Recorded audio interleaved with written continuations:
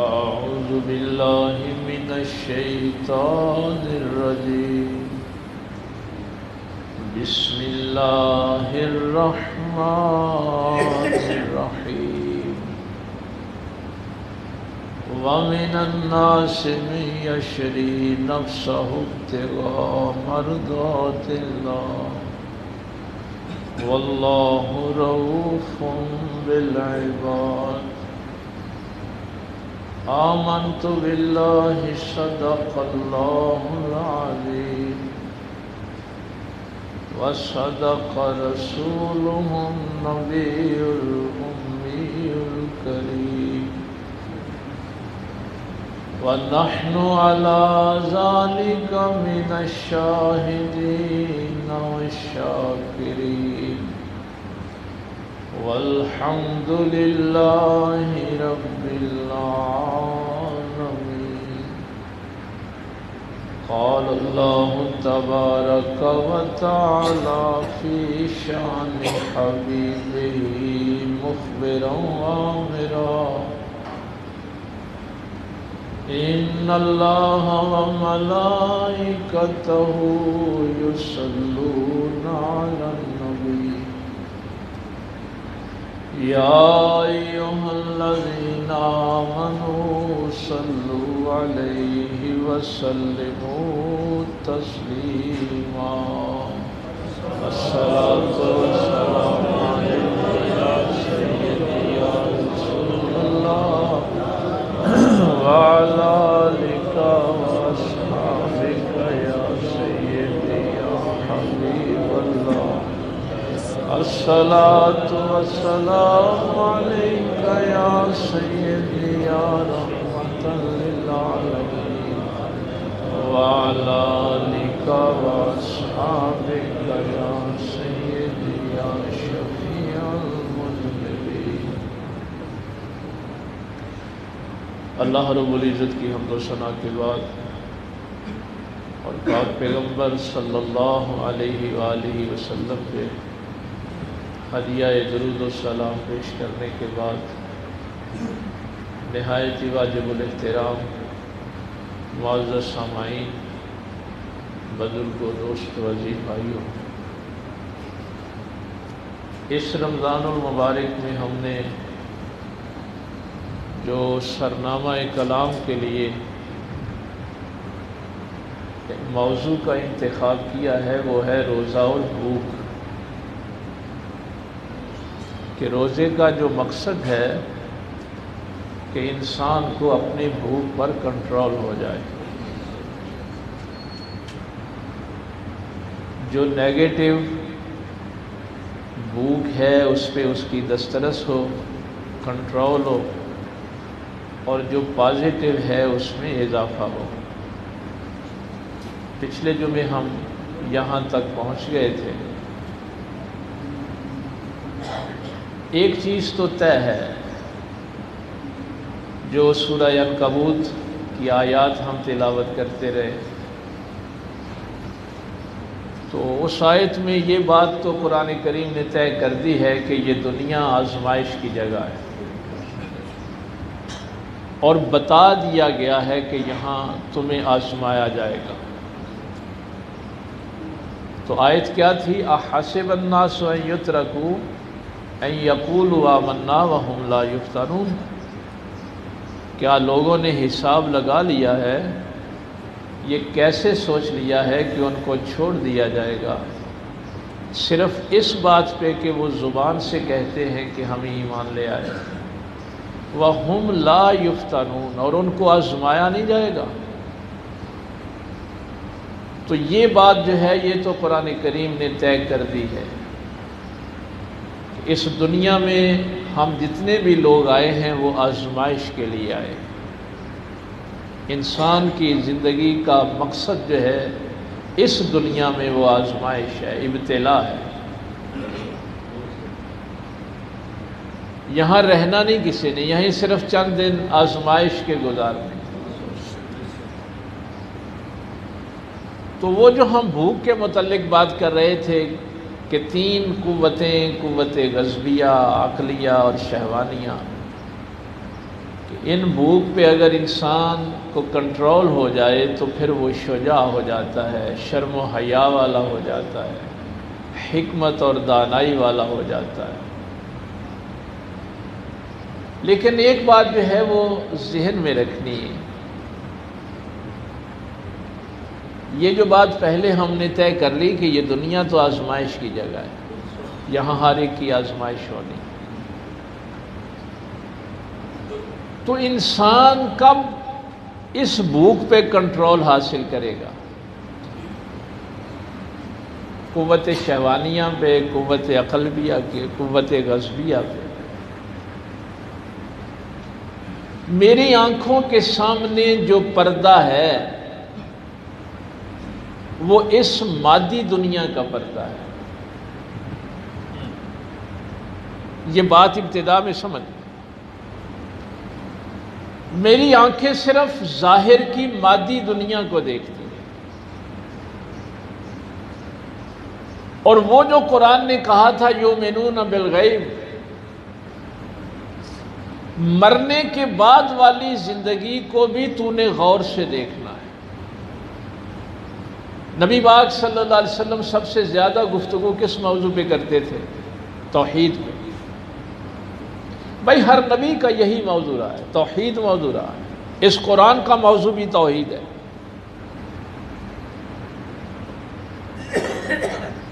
لیکن توحید سے زیادہ جس پہ گفتگو کرتے تھے وہ آخرت تھی۔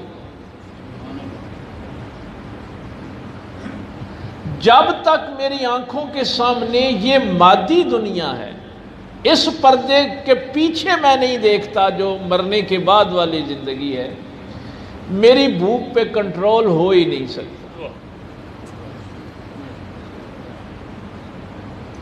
وہ شخص کبھی بھی انسان بن ہی نہیں سکتا جو اس مادی دنیا کے پردے کے پیچھے دیکھنے کی صلاحیت نہیں رکھتا۔ یہ ایک دو جملے ہیں، ان کو ذہن میں رکھ لے، پھر آگے ہم اسی پہ اپنی گفتگو کو استوار کریں گے۔ ان ظاہری آنکھوں سے تو جانور بھی دیکھتے ہیں۔ یہ جو آپ کو روزے کی اتنی بڑی پریکٹس کروائی جا رہی ہے، میں سادہ مثال دیا کرتا ہوں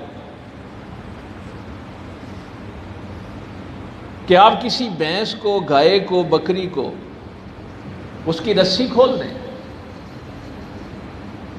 تو وہ اپنی ان آنکھوں کے ساتھ دیکھے گی کہ چارہ کدھر ہے، جدھر چارے کا ڈھیر ہوگا ادھر بھاگنا شروع کر دیں۔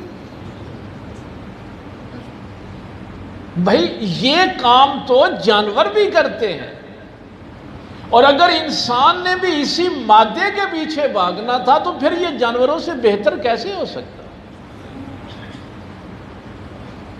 تو انسان کو اللہ تعالیٰ نے جو عزت دی ہے وہ صرف اس لیے کہ وہ اس مادی پردے کے پیچھے دیکھنے کی صلاحیت رکھتا ہے۔ کیا ہم میں سے لوگوں نے جنازے نہیں پڑھے، میتیں نہیں دیکھی؟ بھائی روزے کا مقصد کیا ہے؟ تقویٰ ہے نا۔ ہر جمعے ہم یاد کرواتے ہیں روزہ کس لیے ہے؟ لعلکم تتقون، تاکہ تم متقی بن جاؤ۔ آج 20واں روزہ ہے، تیسرا جمعۃ المبارک ہے۔ کوئی ایک دن جس دن میں نے رات کو بیٹھ کے یہ محاسبہ کیا ہو کہ میرے ایمان میں اضافہ ہوا ہے کہ نہیں، مجھے تقویٰ ملا ہے یا کہ نہیں؟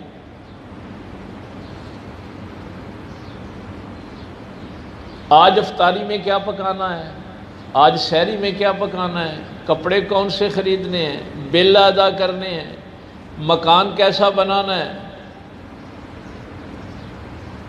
اس سے انسان باہر نہیں نکلتا۔ یہ ساری اس کی تگ و دو اس مادی دنیا کے، اس مادی پردے کے سامنے رہتی ہے، اس لیے یہ انسان نہیں بنتا۔ اور انسان وہ ہوتا ہے جو اس مادی پردے کے پیچھے دیکھنے کی صلاحیت رکھتا ہو۔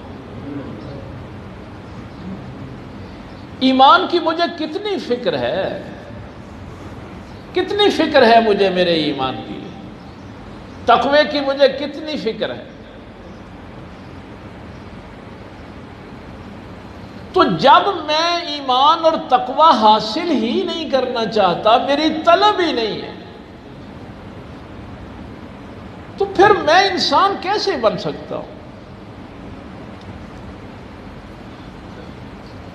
ہر کسی کو یہی فکر ہے نا کہ رمضان شریف ہے، اس میں مادی جو چیزیں ہیں اس کو زیادہ سے زیادہ سمیٹ لو۔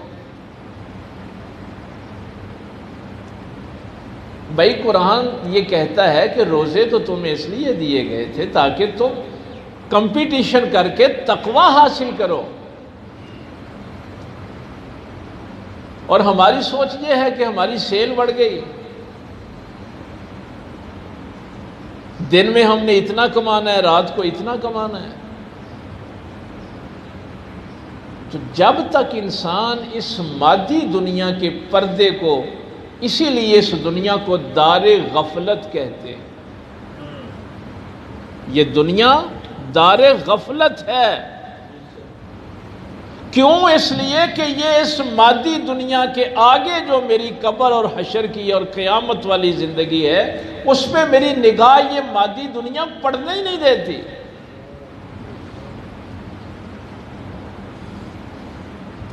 دن رات کا یہ جو میں نے باتیں بتائی ہیں، اس کے علاوہ کوئی ہے؟ میں نے پہلے جمعے میں بھی یہی کہا تھا کہ میری افطاری کا فیصلہ کون کرتا ہے؟ ٹیلی ویژن کرے گا کہ میں نے افطاری کیسے کرنی ہے، سحری کیسے کرنی ہے، کہ یعنی میں نے دیکھنا ہے کہ میرے پاک پیغمبر صلی اللہ علیہ وسلم سحری اور افطاری کیسے کرتے تھے۔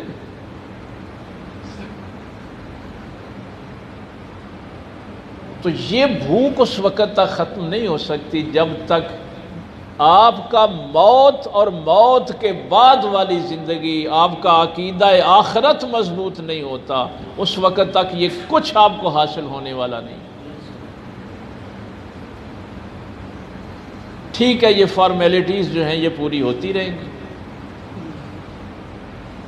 کبھی موقع ملا تو مجھے بتانا، سورہ آل عمران کی جو آخری آیات ہے، اس میں میرے اللہ نے فرمایا کہ انسان کو قیامت والے دن عذاب کس بات کا ہوگا؟ قیامت والے دن عذاب اس بات کا ہوگا کہ جس مقصد کے لیے میں نے تجھے پیدا کیا تھا وہ مقصد تو پورا کر کے آیا یا نہیں کر کے آیا؟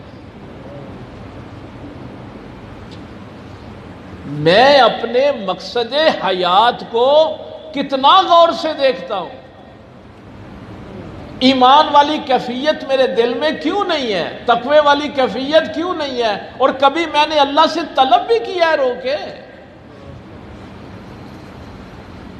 مثلا یہ رمضان کی 20 دن اور راتیں گزر گئیں، کتنی دفعہ میں نے اپنے اللہ سے رو کے ایمان طلب کیا ہو، تقوی طلب کیا ہو؟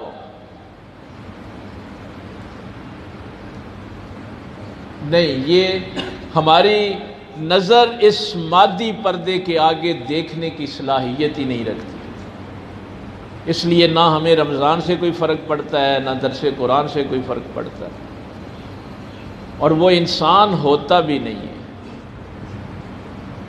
جو اپنی آخرت کو دیکھنے کی صلاحیت نہیں رکھتا، وہ انسان نہیں ہوتا، اس لیے کہ وہ فیصلے ہمیشہ غلط کرتا ہے۔ فیصلہ وہی انسان صحیح کر سکتا ہے جس کی اپنے انجام پر نظر ہو۔ جو اپنے انجام پہ نظر نہیں رکھتا وہ کبھی صحیح فیصلہ نہیں کر سکتا، وہ پھر اسی دنیا کو سمیٹنے کی کوشش کرے گا۔ ایک لفظ قرآن کریم استعمال کرتا ہے، فَاعْتَبِرُوا يَا أُولِي الْأَبْصَارِ، اولو الالباب۔ یہ لب پتہ کسے کہتے ہیں؟ یہ عقل سے آگے کا درجہ ہے۔ عقل تو آپ کو میں نے کئی دفعہ بتایا ہے نا کہ وہ جو عرب وہ رسی اپنے سر پہ باندھتے تھے، اسی سے پھر وہ اونٹ کو باندھ دیتے تھے، تو وہ چونکہ سر پہ وہ رسی باندھی جاتی تھی، یہ اوقال سے نکلا ہے، اسی رسی کو وہ اوقال کہتے تھے۔ اس لیے اس ذہن کو بھی انہوں نے عقل کہنا شروع کر دی، یعنی وہ رسی جو جانور کو کنٹرول کرتی ہے اس کو عقل کہتے ہیں۔ اور قرآن کہہ رہا ہے کہ یہ روزہ اس لیے ہے کہ تیری عقل اس قابل ہو جائے کہ تیرے جذبات کو کنٹرول کر سکے۔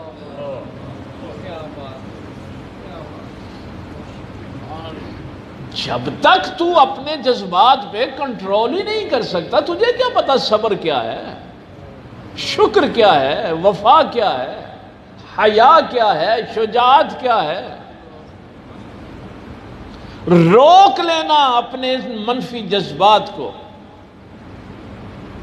اور اس کا اگلا درجہ ہے لب، اولو الالباب کی، جہاں قرآن بات کرتا ہے کہ یہ قرآن اولو الالباب کے لیے، اس کا ترجمہ ویسے اہل عقل ہی کرتے، لیکن عربی زبان میں لب اس عقل کو کہتے ہیں جس میں خیال ہمیشہ پاکیزہ آتے ہیں۔ تیری عقل اس قابل ہو جائے کہ وہاں خیالات پاکیزہ آئیں۔ اب ایک خاص منزل پہ میں آپ کو لے آیا ہوں، اس لیے لے کے آیا ہوں، کئی دفعہ قرآن کہتا ہے کہ ایسا ہوتا ہے کہ ماحول بہت اچھا ہوتا ہے، لیکن اگر سوچ گندی ہو جائے تو وہ اچھے ماحول میں بھی انسان برا ہی ہوتا ہے۔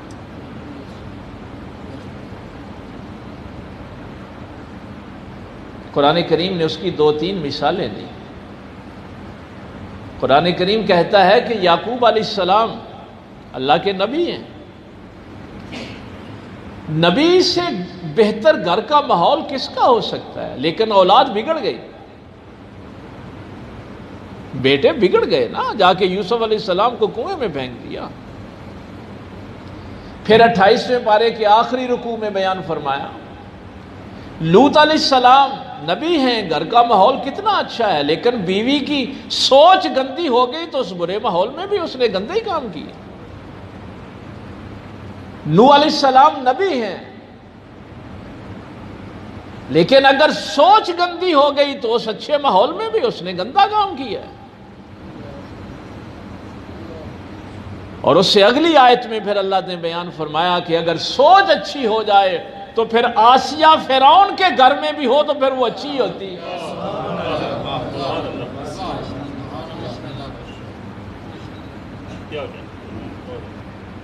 تو بھائی روزہ تمہارا تزکیہ کرنا چاہتا ہے کہ سوچ پاکیزہ ہو جائے۔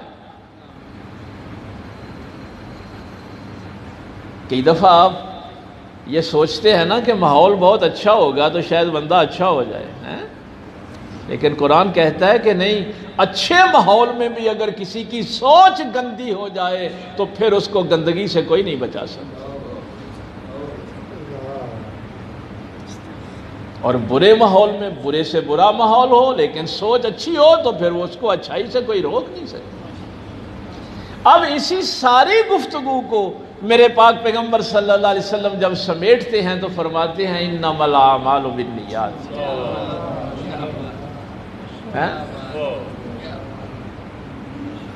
تو وہ جو پچھلے 2 جمعے ہم نے گفتگو بھوک پہ کی ہے نا، اس کو میں اب آہستہ آہستہ سمیٹنا چاہتا ہوں کہ عقل لب کے مقام پہ آ جائے، اولو الالباب میں آ جائیں، جہاں پہ سوچ پاکیزہ ہو جائے، پھر آگے کوئی بھی ہو پھر انسان مشتعل نہیں ہوتا، صبر کا دامن ہاتھ سے نہیں چھوڑتا، اپنے اللہ پر مکمل یقین رکھتا ہے۔ لیکن اگر سوچ گندی ہو جائے تو یہ تھا تزکیہ اصل میں سوچ کا، جو بھوک میں لفظ استعمال کرتا ہوں کہ یہ صرف دیکھیے 3 چیزیں بیان فرمائیں نبی پاک صلی اللہ علیہ وسلم نے، 3 چیزیں بیان فرمائیں۔ ایک تو جس نے روزہ رکھ کے جھوٹ بولنا نہیں چھوڑا تو اللہ تعالیٰ کو اس کو بھوکا پیاسا رہنے کی کوئی ضرورت نہیں ہے۔ اور بھائی اس بھوک کی تو بات ہی نہیں ہو رہی، پیٹ کی بھوک کی تو بات ہی نہیں ہو رہی، بات تو جھوٹ پر جھوٹ چھوڑ دے۔ اب دوسری چیز، جس نے روزہ رکھ کے گناہ کرنا نہیں چھوڑا، اللہ کو کوئی ضرورت نہیں ہے کہ تو بھوکا پیاسا مرتا رہے۔ اور تیسری چیز فرمایا کہ جس نے روزہ رکھ کے ظلم کرنا نہیں چھوڑا، اس کو بھی کوئی ضرورت نہیں ہے کہ وہ ایسے ہی اپنا بھوک پیاس کے ساتھ، اس لیے فرمایا تھا کہ روزہ ایمان والوں پہ فرض ہے۔ ایمان اس کیفیت کا نام ہے کہ اب میرے اللہ نے جو مجھے حکم دے دیا ہے میں نے اس کے مطابق اپنی زندگی گزاری، اور اس کی آخری سٹیج جو ہے وہ ہے لعلکم تتقون، تاکہ تم تقوی اختیار کرو، متقی بن جاؤ۔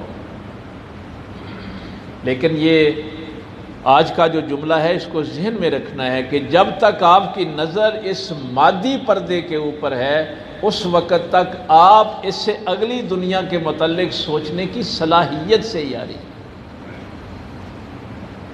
اتنی دیر آپ یہی سوچتے رہیں گے کہ بجلی کا بل کیسے دینا ہے، سوئی گیس کا کیسے دینا ہے، مکان کی ڈیکوریشن کیسے کرنی ہے، اب گاڑی نئے ماڈل کی کیسے آ گئی ہے،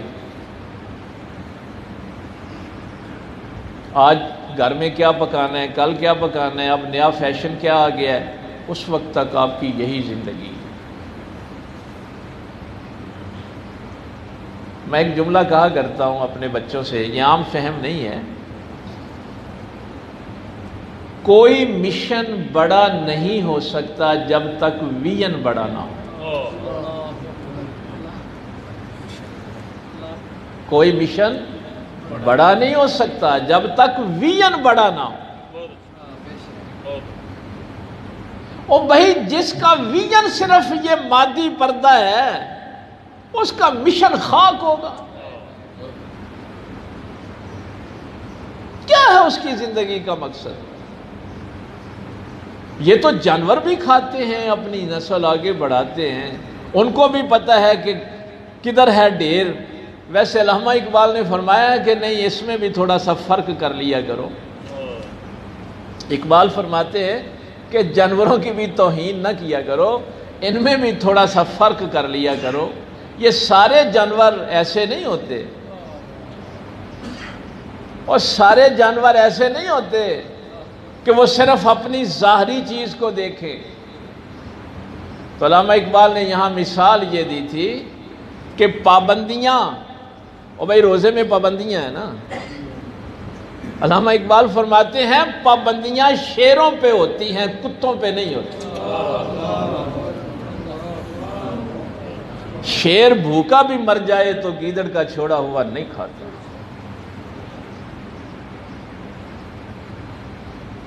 اقبال فرماتے ہیں کہ پابندیاں شاہینوں پہ ہوتی ہیں، کووں پہ نہیں ہوتی۔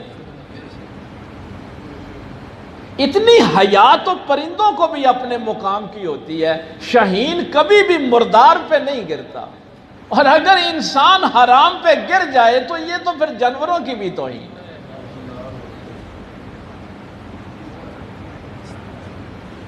اس مقصد کے لیے اللہ نے آپ کو پیدا نہیں کیا۔ بہرحال آج چونکہ 20 رمضان المبارک میرے مولا علی سرکار کرم اللہ وجہ الکریم کی شہادت کا کل دن تھا، آئے گا صبح 21 رمضان المبارک کو، 19 کو یہ باتیں ساری میں نے صرف یہ ایک جملہ آپ کو سمجھانے کے لیے 19 کو آخری سحری سرکار مولا علی کرم اللہ وجہ الکریم کی یہ روٹین تھی آخری رمضان المبارک کی کہ آپ ایک دن سرکار امام حسن کے ہاں ٹھہرتے، ایک دن امام حسین کے ہاں ٹھہرتے، ایک دن سیدہ زینب کے ہاں ٹھہرتے، ایک دن سیدہ ام کلثوم کے ہاں ٹھہرتے، تو وہ باری باری اپنے سارے بچوں کو وقت دیتے تھے۔ آخری سحری جو ہے وہ سیدہ ام کلثوم کے ہاں تھی۔ اللہ ہو گیا، سیدہ ام کلثوم فرماتی ہیں، کچھ لوگوں نے افطاری کا ذکر کیا ہے کہ آخری افطاری جو تھی، بہرحال آپ فرماتی ہیں کہ میں نے دودھ کا پیالہ، جو کی 2 روٹیاں اور نمک یہ میں نے پیش کیا، تو مولا علی سرکار نے فرمایا بیٹا یہ دودھ بھی ایک مکمل غذا ہے، مکمل خوراک ہے۔ سائنس والے تو اب کہتے ہیں نا یہ متوازن غذا ہے، مولا علی سرکار نے اس وقت بتایا تھا کہ دودھ ایک مکمل غذا ہے، اور یہ جو کی روٹی جو ہے یہ بھی مکمل غذا ہے۔ تو یہ تو نے میرے سامنے 2 کھانے رکھ دی۔ سیدہ ام کلثوم فرماتی ہیں کہ میں نے کہا بابا یہ 2 کھانوں سے کیا مقصد ہے؟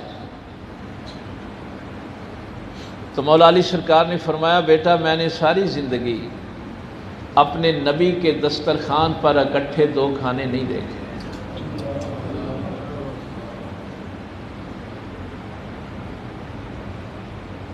اللہ ہو گئے جو پیدا خانے کعبے میں ہوئے، بڑا ایک عظیم جملہ علماء نے لکھا ہے کہ مولا علی سرکار پیدا خانے کعبے میں ہوئے، شہادت مسجد میں ہوئی، پیدائش اور وفات دونوں اللہ کے گھر میں، اور درمیان والی ساری زندگی رسول اللہ کے گھر میں۔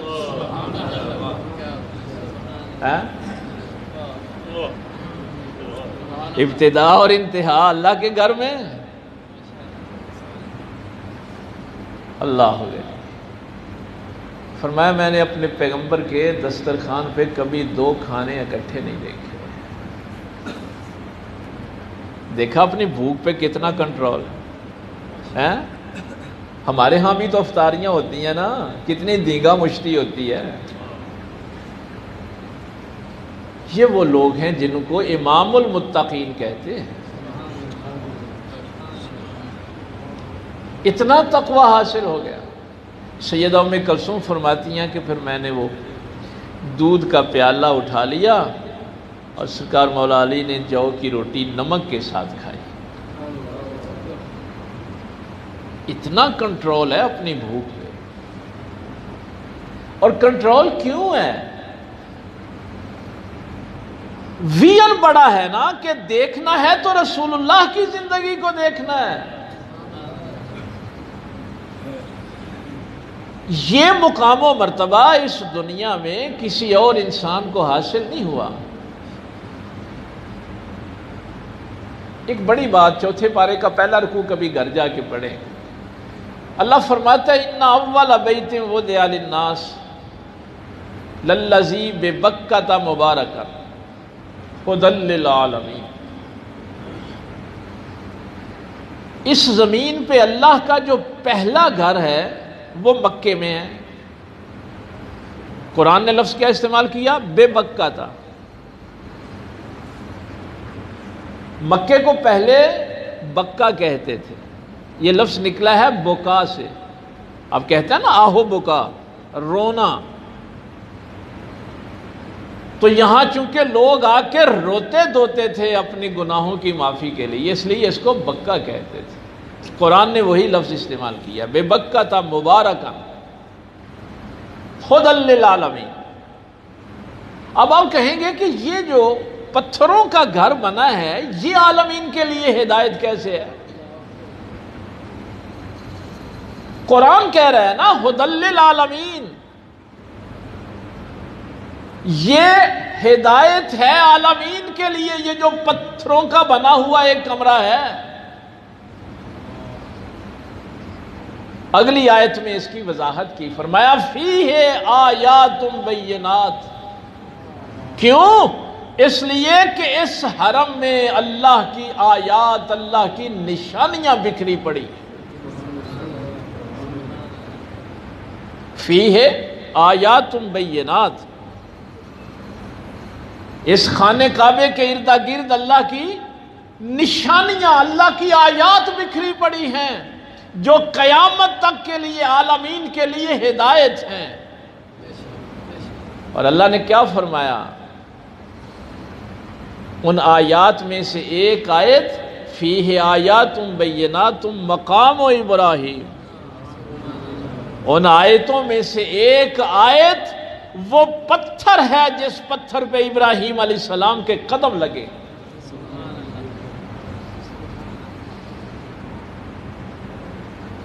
پھر یہ ہستیاں خود منارہ نور اور ہدایت نہیں ہوتی، بلکہ ان کے قدم اگر کسی پتھر پہ لگ جائیں تو وہ بھی ہدایت کا باعث بنتا۔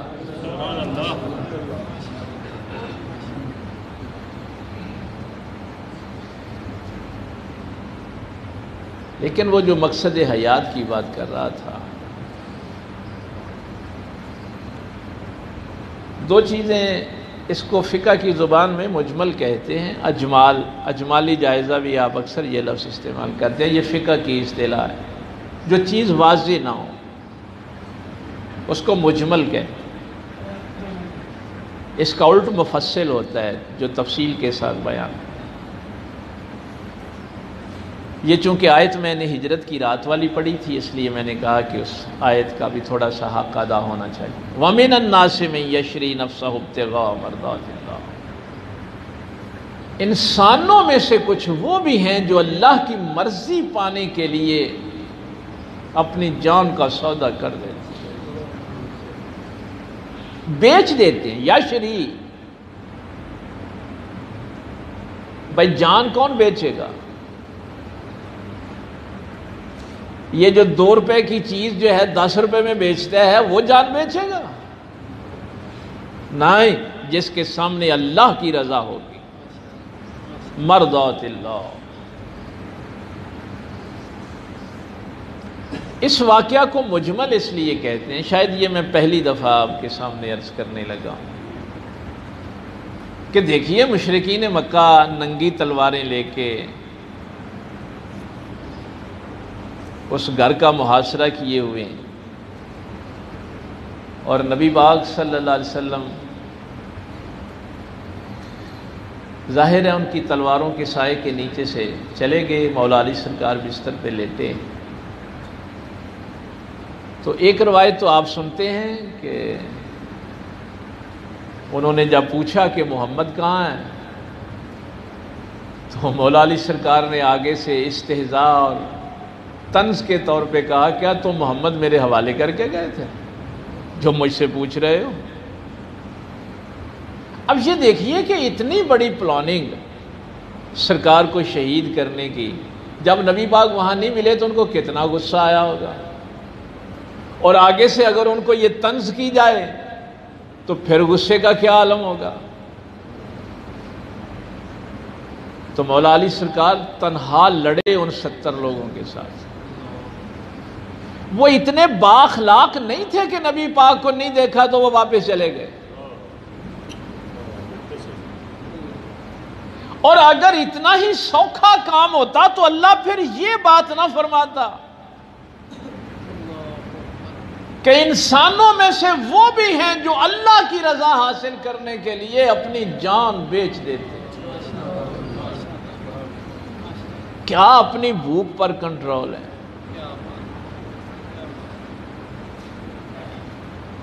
اور آخری یہ جملہ شاید میں نے پہلے بھی آپ سے، مجھے یقین جانیے میری زندگی میں یہ انقلاب مولا علی سرکار کے اس جملے سے آیا تھا۔ جب خارجیوں نے حملے کیے، کافی کیے، تو صحابہ کرام نے اپنے طور پہ سیکورٹی کا انتظام کیا، رات کو گھر کا پہرا بھی دیتے، اگر سرکار مسجد میں جاتے تو پھر مسجد کے ارد گرد صحابہ کرام پہرا دیتے۔ تو بڑا عظیم جملہ یہ نہج البلاغہ میں نے پڑھا تھا۔ ایک رات جب آپ تہجد پڑھ کے گھر کو واپس آئے نا، تو اچانک ان لوگوں سے آمنا سامنا ہو گئے۔ آپ نے فرمایا تم کیا کر رہے ہو؟ انہوں نے کہا کہ سرکار آپ کی حفاظت کے لیے ہم نے اپنے طور پہ یہ سلسلہ بنایا ہے کہ آپ کے دشمن بڑے ہو گئے ہیں، خارجی آپ کو ہر وقت مارنے کے لیے تیار ہے۔ تو مولا نے بڑا سادہ سا جملہ، مسکرا کے فرمایا یہ تم میری حفاظت زمین والوں سے کر رہے ہو یا آسمان والوں سے کر رہے ہو؟ یہ جو میری حفاظت کر رہے ہو یہ جو زمین والے ہیں ان سے یا آسمان والوں سے؟ تو انہوں نے کہا کہ امیر المومنین ہم تو زمین والوں سے ہی کر سکتے ہیں، آسمان والے تو ہماری دسترس میں ہی نہیں ہیں۔ تو مولا نے بڑا عظیم جملہ ارشاد فرمایا زمین پہ اس وقت تک کچھ نہیں ہوتا جب تک آسمان پہ فیصلہ نہ ہو جائے۔ اس لیے اپنے اپنے گھروں کو جاؤ، کوئی ضرورت نہیں ہے۔ اور فرمایا کہ میری موت میری سب سے بڑی محافظ ہے، اس لیے کہ جب تک موت کا وقت نہیں آنا مجھے کوئی مار نہیں سکتا۔ یہ ہے وہ ایمان جسے ایمان ایک کیفیت کا نام ہے، یہ ہے وہ کیفیت کہ ساری دنیا بھی مجھے مارنا چاہے تو نہیں، میری موت میری حفاظت کرے۔ اور یہاں پہ میں اپنے نوجوانوں کے لیے یہ ایک بات درج کرتا ہوں، یہ مولا علی سرکار کا فلسفہ بڑا عجیب ہے۔ آپ نے فرمایا کہ آگے آگے انسان جا رہا ہے، اس کے پیچھے اس کا رزق ہے، اس کے پیچھے موت ہے۔ آپ تو رزق کو آگے آگے تلاش کرتے ہیں نا، مولا علی فرماتے ہیں کہ رزق تمہارے پیچھے ہے۔ حضور غوث پاک سرکار نے بھی فتوح الغیب کے اندر یہی فرمایا تھا کہ جو رزق اللہ نے تیرے مقدر میں لکھا ہے تو نہ بھی لینا چاہے تو اللہ نے تجھے ہی دینا ہے، نہ اپنی سوچ گندی کر، اس لیے کہ وہ اللہ نے تیرے لیے وقف کر دیا، وہ کسی اور کو نہیں دینا۔ جو تیرا ہے نا وہ تو نہ بھی لینا چاہے تو اللہ نے تجھے ہی دینا ہے۔ یہ ایمان کی کیفیتیں ہیں بھائی، کیا پرسکون زندگی انسان کی ہو جاتی ہے۔ پھر وہ یہ نہیں کہتا کہ تراویاں نہیں دیا نے تیرا جان یار گاہ کو آوا ہے ہیں پھر وہ یہ نہیں سوچتا، وہ کہتا ہے نہیں میں نے قرآن بھی پڑھنا ہے۔ تو مولا علی سرکار فرماتے ہیں کہ رزق تیرے پیچھے پیچھے، تو اس کے پیچھے نہ بھاگ، رزق آگے نہیں ہوتا، رزق انسان کے پیچھے ہوتا ہے، اور اس کے پیچھے موت ہے۔ جب تک ایک سانس بھی رزق کی، ایک پانی کا قطرہ، ایک آپ نے دیکھا ہے کہ لوگ 10-10 سال کومے میں رہتے ہیں، 3-3 سال کومے میں رہتے ہیں، صرف ایک سانس چل رہی ہے، سانس کا رزق ابھی باقی ہے، تو موت پکڑ ہی نہیں سکتی۔ فرمایا جو ہی درمیان سے رزق ختم ہوتا ہے پھر موت تجھے پکڑ لیتی۔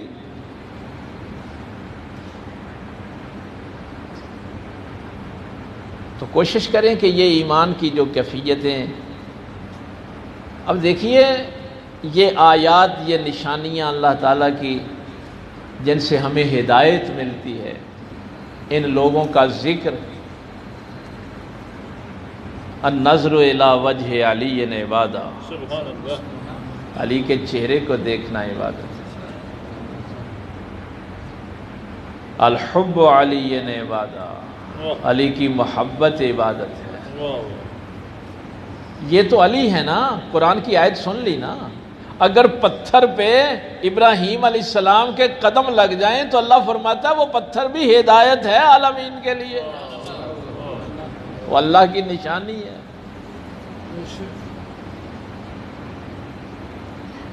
بہرحال ایمان اور تقوی کی کیفیتیں حاصل کریں، اور اس کے لیے آج 20 کو اعتکاف جو ہے یہ سنت موقدہ کفایہ ہے، محلے میں سے، گاؤں میں سے 1-2 لوگ بھی کر لیں گے تو سب کی طرف سے ادا ہو جائے گا، جو نہیں کریں گے، ایک آدھ بھی نہیں کرے گا تو سب گناہگار ہوں گے۔ تو یہ اللہ تعالیٰ توفیق دے تو اس میں بس ایک خاص بات ہوتی ہے کہ آپ نے ضرورت کے علاوہ، شرعی ضرورت کے علاوہ مسجد سے باہر نہیں نکلنا۔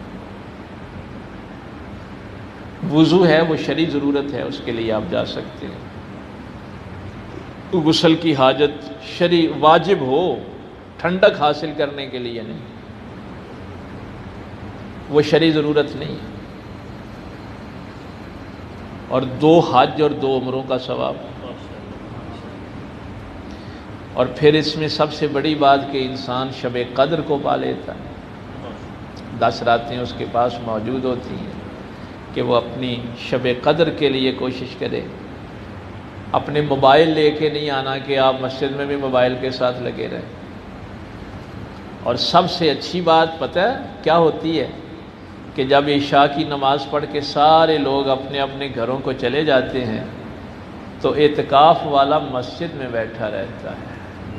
وہ کہتا ہے مولا کریم دیکھ، یہ سارے لوگ اپنے بیوی بچوں میں، بہن بھائیوں میں چلے گئے، لیکن میں نے تیری خاطر سارے چھوڑ دیے ہیں اور تیری بارگاہ میں بیٹھ گئے۔ اس کے لیے امت کے لیے بھی دعا کریں، ہمارے لیے بھی دعا کریں، کوشش کریں کہ اعتکاف کے دن جو ہیں یہ عبادت میں گزریں، شب قدر جو ہے وہ حاصل ہو جائے۔ اللہ تعالیٰ عمل کی توفیق دے۔ آخر دعوانا